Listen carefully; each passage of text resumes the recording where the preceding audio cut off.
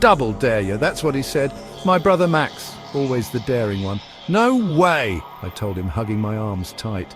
The old house loomed before us, a silhouette against the dying light. It looked like a monster, teeth bared against the orange sky.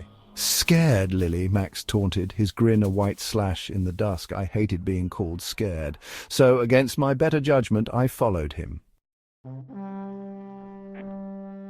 The air inside was cold, thick with dust and the smell of decay. Cobwebs clung to our faces like ghostly fingers. The floorboards groaned under our weight. Each step echoed in the silence, bouncing off the high, shadowy ceilings. The only light came from the dusty windows, painting the room in shades of grey. A shiver ran down my spine. "This place is creepy," I whispered, my voice trembling slightly. We moved deeper into the house, each room a mirror of the last, empty, desolate, filled with shadows. Max laughed, his voice echoing strangely. "See? Nothing to be scared of," he said, disappearing around a corner. "Max?" I called, my voice small in the vast emptiness. No answer. My heart started to thump, a frantic rhythm against my ribs. "Max! This isn't funny!" Panic tightened its grip. I ran from room to room, my calls for Max swallowed by the silence. Each creak of the floorboards, each rustle in the walls sounded like his reply.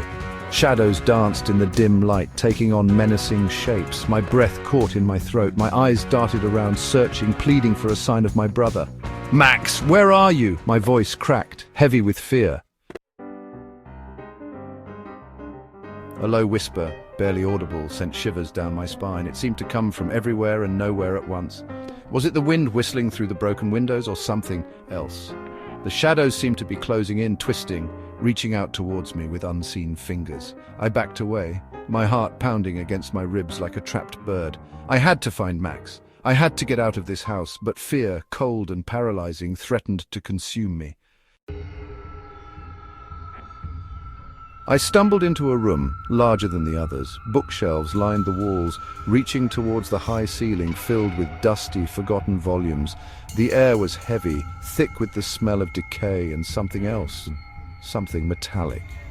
A single ray of moonlight pierced through a gap in the boarded-up window, illuminating a spiral staircase in the corner. It looked old, unstable. Was Max up there? Had he gone to explore? A new wave of fear washed over me, colder than before.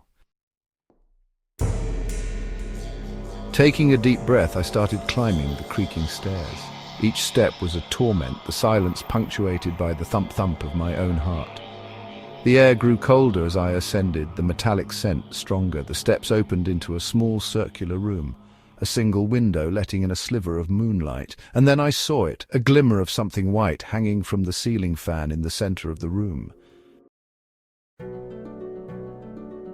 My blood ran cold. I knew with a certainty that pierced through the panic what that white shape was. Slowly, hesitantly, I took a step closer. The moonlight fell directly on the figure, revealing a pale hand, limp and lifeless. My breath hitched. It was Max. He was hanging from the fan, his eyes wide open and staring, his face frozen in a silent scream. A scream built in my chest, a raw, primal sound of terror and despair. But no sound came out. I was frozen, trapped in a nightmare. The world spun, the shadows in the room twisting and swirling. My legs gave way and I crumpled to the floor, my eyes glued to the horrifying sight above. Max, my brother, gone. The metallic scent, thick and cloying, filled my nostrils. It was the smell of blood, my brother's blood. The scream finally ripped from my throat, echoing through the empty house, a desperate cry into the abyss. But there was no answer, only the creaking of the house and the ghostly sway of my brother's body in the cold moonlight.